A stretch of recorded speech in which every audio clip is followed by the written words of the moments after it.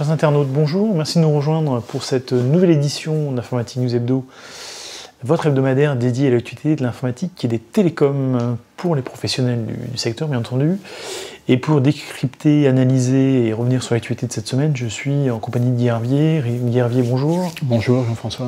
Alors Guy, premier sujet de la semaine qui a retenu votre attention, c'est, j'allais dire, un sujet un peu différent, c'est la modernité dans le monde bancaire français, pour faire simple, puisqu'on parle de Société Générale qui upgrade, si on peut dire, ses applications et permet d'accéder à ses comptes au travers de la reconnaissance faciale, et puis intègre aussi Apple Pay. À la limite, elle n'est pas forcément la première à le faire. Mais bon, c'est intéressant de revenir sur évidemment ces problématiques dans le monde de la banque. Effectivement, si vous êtes récemment allé dans votre agence bancaire, vous n'avez peut-être pas vu l'évolution de votre banque, mais enfin bon, les choses quand même avancent, et là, c'est dans le cadre de son plan de transformation numérique. La fameuse transformation digitale. Je ne sais plus comment il a un nom, c'est à horizon 2020, qui, soit dit en passant, prévoit la suppression de 500 agences sur 2200 sur le territoire français, donc c'est quand même pas négligeable, et qui donc est obligé en parallèle de transformer, je dirais, ses applications, et puis d'automatiser les processus. L'idée, c'est qu'il y a une automatisation des processus qui est évaluée à 30% aujourd'hui, qu'elle passe en 2020 à 80%. Donc c'est vraiment quelque chose, un changement assez radical. Donc là, c'est deux applications qui sont proposées. Donc la première, c'est l'ouverture d'un compte. Donc peut-être qu'il y a bien longtemps que vous avez ouvert un compte, parce que on fait ça quand on est jeune, puis après, en général, ou quand on change de banque à l'occasion d'un achat, je crois que c'est un des grands vecteurs de recrutement des banques. Effectivement, mais bon, c'est quand même relativement rare, donc c'est pas quelque chose qu'on fait tous les jours. Et donc là, c'est la possibilité pour les nouveaux clients d'ouvrir un compte à distance. Donc comment ça fonctionne? Donc c'est l'utilisation d'un algorithme de biométrie faciale qui a été développé par une société qui s'appelle Imedia, qui a obtenu l'accord de la CNIL et puis de la CPR, donc c'est l'autorité de régulation bancaire, parce que quand on ouvre un compte, il y a quand même le code des marchés financiers, il y a quand même un certain nombre de règles, et en particulier une des règles, c'est qu'il faut transférer de l'argent d'un autre compte sur le nouveau compte. Donc si c'est le premier, on peut a priori pas le faire. Et donc là, comment ça fonctionne dans la mécanique, c'est relativement simple. C'est en gros, vous envoyez vos papiers d'identité, donc je crois qu'il faut en envoyer deux, donc un passeport et une carte d'identité par exemple. Et puis vous envoyez aussi donc un selfie. Pour le coup, c'est un selfie qui va servir à quelque chose. Donc je crois d'ailleurs de face et puis de profil en 3D. Et donc l'algorithme fait le lien entre les deux et prouve avec évidemment, il faut que ce soit relativement sûr, prouve que la photo que vous envoyez, qui est a priori la vôtre, correspond bien à la photo qui est sur votre papier d'identité. Et une fois que ça a été fait, à ce moment-là, vous pouvez, pour finaliser l'ouverture du compte, vous pouvez soit être en contact en vidéoconférence avec un conseiller, soit prendre un rendez-vous pour le faire un petit peu plus tard à l'heure qui vous convient, et donc finaliser l'ouverture du compte sans jamais être allé en agence. Sans jamais être allé en agence, avec la possibilité de signature électronique. Donc c'est vrai que c'est un changement important et qui nécessite une mécanique quand même assez rodée. Donc ça, c'était le première application. Et la deuxième, c'est l'utilisation d'Apple Pay par la Société Générale. Donc à tous les gens qui ont un iPhone, alors je crois que les vieux iPhones, ils sont pas... il faut iPhone 6 et après. Tous ces gens-là, ils peuvent, s'ils ont une carte bancaire Société Générale, ils peuvent l'intégrer dans leur wallet et à ce moment-là, utiliser l'iPhone pour faire leur paiement. En fait. Donc sachant que, évidemment, il y a toujours d'ailleurs pour les deux applications, le fait que les données ne sont pas accessibles par la Société Générale, enfin tout le discours habituel. Bon, Ça, c'est aussi une possibilité que d'ailleurs, effectivement, quand j'ai consulté mon smartphone de la marque que je ne préciserai pas, effectivement, j'ai eu j'ai pas encore fait, mais bon, donc ça veut dire que finalement les choses bougent un peu, même dans les banques. Faut dire qu'elles ont quand même la pression de ce qu'on appelle les néobanques, hein. Je pense à N24, Absolute. Ces banques qui sont des pure players, d'origine d'ailleurs anglaise, ou je crois qu'il y a une qui est basée en Estonie, et qui permettent déjà ce genre de process. Effectivement, il y a déjà pas mal de banques, même, alors vous avez cité celle-là, mais il y a des banques établies comme HSBC qui le proposent depuis un certain temps. Et puis il y a les banques en ligne, hein, qui sont aussi, d'ailleurs la Société Générale, sa propre banque en ligne avec Boursorama. Donc ça veut dire que c'est un peu comme dans le transport aérien ou les transports, c'est un peu le lien entre la compagnie et puis la partie low cost, un peu la concurrence entre les deux, arriver à une bonne harmonisation. Donc là ça va être un peu le cas, mais je pense que, il est clair que les coûts qui sont induits par le fonctionnement traditionnel qu'on connaît aujourd'hui ne sont plus vraiment supportables. Donc il va falloir effectivement trouver des solutions. Il va falloir trouver des solutions. Alors, ce qui est quand même, alors, cela dit, c'est vrai que quand on va en agence, on constate aujourd'hui qu'il y a quand même plus beaucoup de monde, quoi. Et ce qui est étonnant, c'est que même s'il y a plus beaucoup de monde, c'est pas pour ça que ça va toujours plus vite. Eh bien, très bien. On conclura sur ce sujet de cette façon. Alors le sujet suivant, finalement, il est assez lié, hein, c'est la problématique de la cybersécurité, évidemment, dans l'univers bancaire. C'est une question au moins essentielle, et un rapport récent souligne toujours la même contrainte, c'est qu'avec évidemment l'explosion des problématiques de sécurité, il faut mettre en face des ressources humaines, et là, visiblement, pas qu'en France d'ailleurs, hein, ça bloque. Oui, alors effectivement, d'ailleurs c'est plus qu'un seul rapport, c'est la convergence de 3, parce que des rapports sur la cybersécurité, on en reçoit 3 par semaine, mais là, je dirais qu'on en a reçu 3 récemment qui sont assez complémentaires, donc de McAfee, de Cisco et de Capgemini, et donc qui montrent que le coût de la cybersécurité au niveau mondial a été évalué par McAfee en partenariat avec un think tank américain, a été évalué à 600 milliards de dollars, ce qui représente 0,8% du PIB mondial. Bon, c'est un chiffre, on peut le prendre pour ce qu'il est. Honnêtement, on se demande comment ça a été calculé, mais bon, néanmoins, je dirais presque 1% du PIB mondial, c'est quand même important. Donc ça, c'est le premier point. Le deuxième point, c'est donc l'étude qui a été réalisée par Capgemini, met en rapport dans tout un tas de domaines. Donc il y a la cybersécurité, mais il y a je dirais, tous les domaines de l'informatique. Donc il y a le cloud, il y a l'analytics, il y a le mobile, il y a le développement web, il y a l'interface utilisateur. Bon, en gros, je dirais tous les domaines de développement des applications. Et il se trouve effectivement que donc, le rapport fait le lien entre l'offre et la demande, donc la demande des entreprises en compétences et puis l'offre existante, et montre que c'est dans le domaine de la sécurité où il y a le plus grand écart. Et ce qui est un peu plus préoccupant, c'est que d'ici à 2-3 ans, cet écart va encore croître. Alors, parce que le temps qu'on forme les gens... Voilà. Alors après, a priori, ça se resserre un peu, mais bon, à 5 ans, faire des prévisions de cet ordre-là... mais en tout cas, bon, c'est clair que... Et on le vérifie bien, hein, toutes les semaines, il y a un problème dans le domaine de la cybersécurité, donc c'est pas étonnant.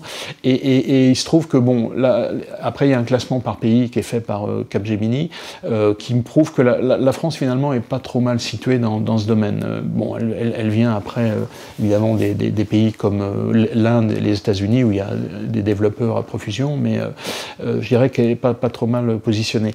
Et alors, il y a donc la troisième étude, qui est, elle, faite par Cisco, qui montre que les RSSI, donc les responsables sécurité informatique dans les entreprises, finalement, sur quoi ils misent pour demain, pour régler un peu tous ces problèmes, le fait qu'il n'y ait pas assez de compétences, et puis le fait que finalement ça va beaucoup trop vite. Ils misent sur deux choses, c'est l'automatisation, et ça on en a déjà parlé avec tous les gens de la sécurité qu'on a reçus ici, et puis sur l'intelligence artificielle. Et ça on en a également parlé, c'est vraiment les deux axes qui vont permettre d'ailleurs finalement de compenser l'écart qu'il y a entre cette offre et cette demande de compétences et l'existence des compétents aujourd'hui. Donc bon, je dirais que c'est peut-être de cette manière-là, autant d'ailleurs que par la formation de nouveaux experts. Si on arrive à combiner les deux, peut-être qu'on arrivera à résoudre ce problème qui en est un, qui en est un et qui en restera un. Ça, c'est une chose dont on peut être sûr. Si on projette une émission dans 3 ans, c'est un problème dont on va parler de la même manière, de manière aussi importante. Très bien. Alors là, pour le coup, pour le sujet suivant, on change complètement d'univers, on parle des smartphones, avec quand même une info intéressante puisqu'on a reçu des stats de marché, et c'est la première fois que le nombre de smartphones vendus a décru. Donc, en résumé, pas beaucoup finalement. Il y avait moins de smartphones dans le sapin de Noël que cette année, que l'année dernière. Alors effectivement, c'est la première fois, comme vous dites, c'est les chiffres du Gartner, et c'est la première fois donc le Gartner a commencé à faire des statistiques sur... Alors à l'époque, on ne parlait pas de smartphone, hein, puisque ça existe... Enfin, ça existait, il y avait BlackBerry, mais c'était le seul. On parlait plutôt de mobile, et a commencé à faire des statistiques en 2004. Et donc, depuis 2004 jusqu'à aujourd'hui, il y a eu une croissance, et ce qui est intéressant, c'est qu'il y a eu évidemment un transfert entre les mobiles, donc les vieux mobiles, hein, et puis les smartphones aujourd'hui. Donc une baisse qui n'est pas... Donc ça, c'est le dernier trimestre qui n'est pas négligeable, puisqu'on parle de 25 millions de moins. Donc on est quand même à 1,6 milliard d'unités vendues l'année dernière. Donc c'est quand même, c'est pas négligeable. Mais sur un trimestre, donc c'est 25 millions sur 400 millions, donc c'est quand même, c'est pas négligeable. Et donc ça, c'est le premier point qui a retenu notre attention. Et puis le deuxième élément, c'est si on se reporte, ne serait-ce qu'en 2010, quand on fait la comparaison, donc ça c'est toujours les chiffres du Gartner, oui. Et quand on regarde les chiffres, à l'époque, c'est assez amusant parce que on avait à peu près 1,6 milliard de mobiles vendus. Sauf que à l'époque, les mobiles, c'était les mobiles traditionnels, donc vous vous souvenez encore avec la PEM. Voilà. Et puis les smartphones qui commençaient à monter en puissance. Et donc on était donc sur l'année 2010, on était à 300 millions de smartphones sur les 1,6 milliard. Donc c'était quand même une petite partie. Et aujourd'hui, évidemment, c'est la plus grosse partie. Donc ça, c'est le premier élément. Et le deuxième, c'est que les acteurs ont complètement changé. C'est-à-dire que, bon, il y avait donc en 2010, Nokia, évidemment. Nokia, c'était le numéro 1, hein. On va dire le roi du pétrole dans le smartphone, le roi du mobile. Dans le mobile, et a complètement raté le virage du smartphone. Enfin, c'est un peu étonnant. Il y a eu aussi BlackBerry, donc RIM, qui est passé complètement à côté. Et il y en a un certain nombre d'acteurs. Sony Ericsson, Motorola, qui sont, je ne parlerai pas de Microsoft, je ne voudrais pas être trop désagréable. Donc il y a quand même un certain nombre d'acteurs qui ont complètement disparu. Et en termes de, si on regarde les systèmes d'exploitation des smartphones, il y avait encore la compétition, il y avait encore Symbian, il y avait encore BlackBerry, donc il y avait... Aujourd'hui, on est sur un duopole, il y a Android d'un côté, qui est 85% du marché, et puis Apple de l'autre, 15%. Donc la situation, c'est complètement... En 7 ans, les acteurs sont différents. Bon, le marché est saturé, ce qui est relativement normal, hein, quand on... 1,6 milliard sur une planète qui fait 7,5 milliards, oui, ça fait quand même beaucoup. Quoi. Donc c'est quand même un marché qui est en évolution. Et il est vraisemblable, on avait constaté sur le domaine des PC, hein, ça fait pris beaucoup plus de temps, puisque l'évolution des PC, c'est depuis les années 80. Et donc depuis, je dirais, entre 7 et 10 ans, on voit bien que c'est quelque chose qui... Ça plafonne, ça diminue un peu. Et là, vraisemblablement, qu'on arrive sur le même phénomène pour les smartphones, sachant que qu'est-ce qui crée ça, c'est que bon, il y a une pression des constructeurs à vous pousser à acheter tout le temps. Bah, les gens, ils sont un peu réticents. Maintenant, au lieu de l'acheter tous les 2 ans, bah, c'est tous les 3 ans, tous les 4 ans. Et puis, peut-être arriver à un palier d'innovation. Oui, voilà. Qu'est-ce qu'il y a vraiment de nouveau comme pour les PC. Ce qui est sûr, c'est qu'ils sont plus chers. Ça, on l'avait bien noté, mais...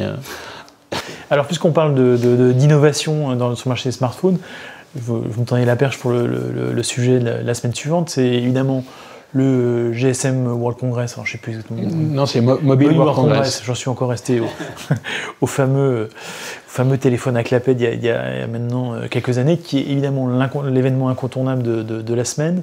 De l'année même. De l'année, oui.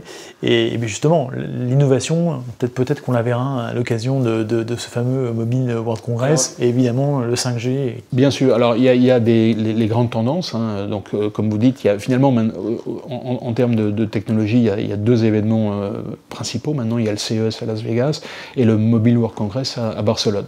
Donc ça, c'est les premières choses. Deuxième chose, c'est effectivement cette semaine à Barcelone, on va voir arriver donc les tendances, on les connaît, hein, c'est la 5G. On avait vu déjà quelques expérimentations aux Jeux Olympiques. On en a déjà parlé. Mais là, on va voir des choses encore un peu plus avancées. Dans le domaine de la réalité virtuelle, donc on va voir des tendances arriver de manière assez visible. Et puis évidemment il y a toujours les annonces de produits. Donc là cette année on attend le S9 de Samsung. Vaisseau amiral de Samsung. Voilà. Sachant que l'année dernière ils avaient sauté, ils n'avaient pas annoncé le S8 à Barcelone. Ils avaient fait leur propre événement au Carnegie Hall à New York pour des raisons que je ne connais pas. Oui. En tout cas, là, ils sont revenus sur Barcelone et effectivement, on attend ce fameux S9. Alors, qu'est-ce qui va concurrencer chez Apple? Est-ce que c'est l'iPhone 10 ou X? Je ne sais pas comment on prononce. Ou le 8, oui. En tout cas, il n'y a pas, a priori, on revient sur ce qu'on disait il y a quelques minutes, on n'attend pas d'innovation majeure, ça me semble plus cosmétique qu'autre chose. On verra, effectivement, ils ont pris un peu trop la tendance de chaque année, c'est un peu comme les films de Woody Allen, chaque année il y a un nouveau film, et ça finit par s'épuiser. Donc ça, c'est une chose. Il y aura aussi une autre annonce intéressante qui est celle d'ARM, qui va proposer, alors la carte SIM, hein, on connaît ça depuis très longtemps, et elle s'est miniaturisée pour devenir une carte, on appelle ça donc toute petite, là, eSIM, micro-SIM. Et donc là, l'idée, c'est de faire une carte SIM qui soit intégrée directement avec les technologies SoC, System on a Chip, qui soit intégrée directement sur la puce du téléphone. Voilà. Donc ça existe déjà un peu sur les Apple Watch, mais a priori, c'est quelque chose qui va se développer. Donc l'intérêt, évidemment, on le sait, c'est pas spécifique à ça, c'est la miniaturisation. Donc on a des modèles de plus en plus réduits, la consommation électrique, les prix, la fiabilité, donc il y a tout un tas de... Mais donc ce sera et a priori ça devrait s'appeler eSIM, donc I avec un I, pas avec un E, donc une carte SIM intégrée sur la puce. Sachant que c'est une tendance qui ne plaît pas tellement aux opérateurs, parce que beaucoup d'entre eux, quand même, la carte SIM, c'était le dernier lien qui reliait, effectivement, qui reliait le consommateur carte SIM par le courrier. Effectivement. À partir du moment où on pourra changer de carte SIM, j'allais dire à la volée, enfin on peut imaginer. Hein, oui, absolument. Je pense que du côté de chez Orange, SFR et d'autres Bouygues, sans parler de Free. C'est vraiment une perte de relations entre eux et les clients. Ils ont peut-être d'autres moyens, mais en tout cas, oui, c'est sûr que c'est un point. C'est pas, comme vous le mentionnez, c'est pas seulement un élément technique, c'est aussi un élément stratégie business pour les opérateurs. Tendance sur laquelle il sera intéressant de revenir.